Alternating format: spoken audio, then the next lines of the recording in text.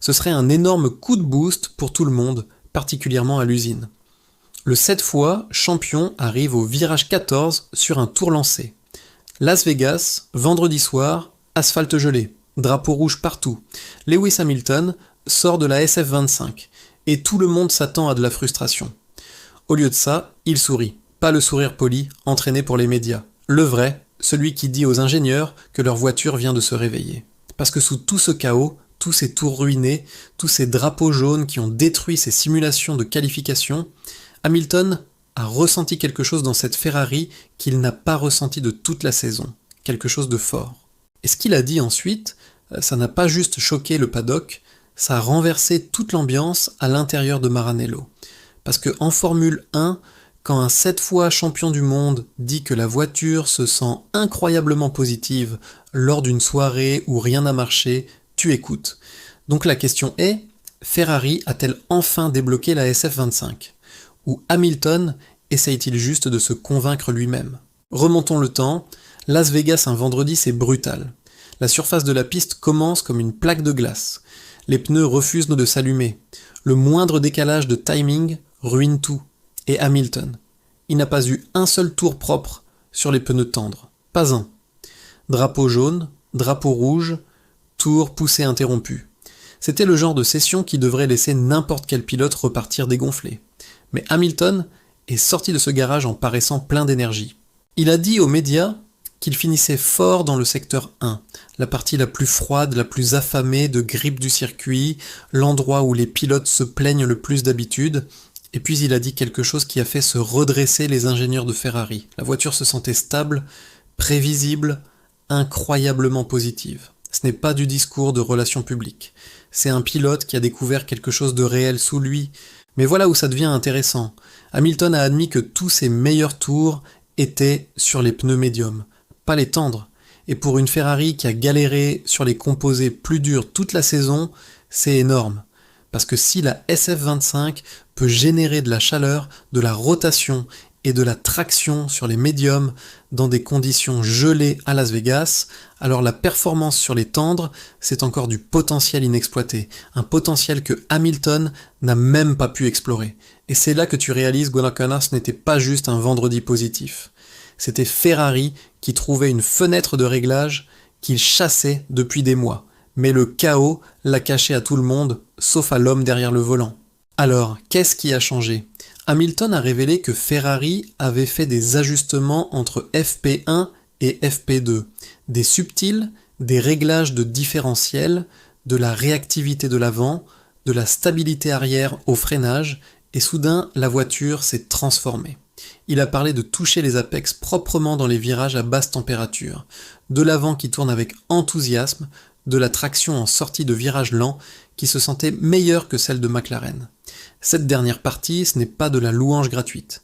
Hamilton a spécifiquement comparé la délivrance de puissance de Ferrari à celle de McLaren et a dit que la SF25 la gérait mieux en sortie. À Las Vegas, où de longues lignes droites suivent des virages serrés, cet avantage est tout. Mais voilà le twist, Hamilton a aussi dit qu'il ne s'attend pas à faire beaucoup de changements avant les qualifications. Attends, quoi ? C'est un pilote connu pour chasser la perfection, pour exiger des micro-ajustements, pour ne jamais être satisfait. Et maintenant il dit que la voiture est déjà là où elle doit être. Ce n'est pas de la confiance, c'est de la conviction. Creusons dans ce que Hamilton a vraiment dit, parce que les détails révèlent tout. Quand on lui a demandé sur les conditions, il a admis que FP1 était glissant, très glissant, mais ensuite il a remarqué quelque chose d'inhabituel.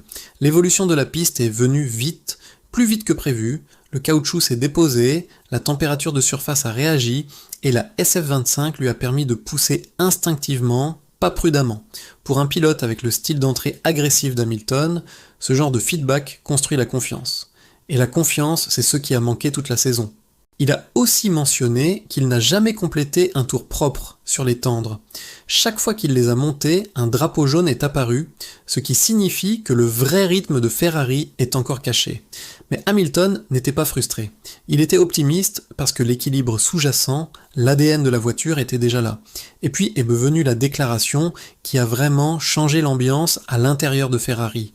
Nous ne sommes pas dans une mauvaise position. Le rythme était fort aujourd'hui. Je suis excité pour demain. Pas espérant, pas prudemment optimiste, excité. C'est le mot qui a tout changé. Parce que quand Lewis Hamilton, le pilote le plus expérimenté de la grille, l'homme qui a tout vu, dit qu'il est excité à propos d'une Ferrari à Las Vegas, tu sais que quelque chose de sérieux se passe. Alors qu'est-ce que ça signifie pour Ferrari ? D'abord, ça signifie que la SF25 se réveille exactement au bon moment. Las Vegas a toujours été un circuit où Ferrari peut briller. De longues lignes droites, de grosses zones de freinage, une surface qui récompense les équipes qui peuvent allumer les pneus sans les détruire. Et le feedback d'Hamilton suggère que Ferrari a cloué les réglages pour ces conditions. Mais il y a une conséquence plus profonde ici. Ce n'était pas juste à propos des temps autour, c'était à propos du leadership, parce que pendant qu'Hamilton vantait les performances de la voiture, il adressait aussi la tempête médiatique autour des tensions internes de Ferrari. Il a confirmé qu'il parle avec John Elkann plusieurs fois par semaine. Il a dit qu'il n'y a pas de culture de blâme à l'intérieur de l'équipe.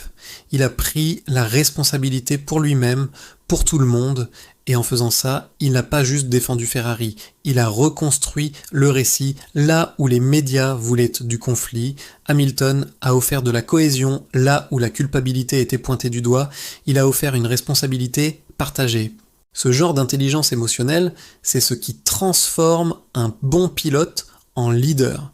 Et Ferrari avait besoin de ce leadership plus qu'il n'avait besoin de vitesse vendredi soir. Parce que la vraie bataille à Las Vegas n'était pas contre McLaren ou Red Bull. C'était contre le doute, contre la fracture, contre la tentative des médias de fendre Ferrari de l'extérieur, et Hamilton a refusé de laisser ça arriver. Alors, voilà où l'histoire de Ferrari à Las Vegas pourrait aller. Scénario 1, Hamilton obtient un tour propre en qualification, et Ferrari verrouille la première ligne. Le rythme caché de la SF25 devient visible et soudain Maranello n'espère plus juste. Il chasse. Scénario 2, les températures froides changent pendant la nuit. La fenêtre de réglage se ferme et l'optimisme d'Hamilton devient juste un autre « et si » dans une saison pleine d'opportunités manquées. Scénario 3, Ferrari exécute, Hamilton délivre. Et le monde se souvient que le 7 fois champion du monde n'est pas venu à Maranello pour prendre sa retraite. Il est venu pour gagner. Et peut-être, juste peut-être, Las Vegas est l'endroit où cette histoire commence vraiment. Alors pose-toi cette question. La déclaration d'Hamilton était-elle une conviction authentique ou une confiance stratégique ? Ferrari a-t-elle vraiment trouvé quelque chose de spécial dans la SF25 ? Ou est-ce juste un autre chapitre dans une saison d'à peu près ? Une chose est certaine, quand les lumières s'éteignent à Las Vegas, on saura si l'optimisme d'Hamilton était justifié ou si c'était juste de l'espoir déguisé en vitesse.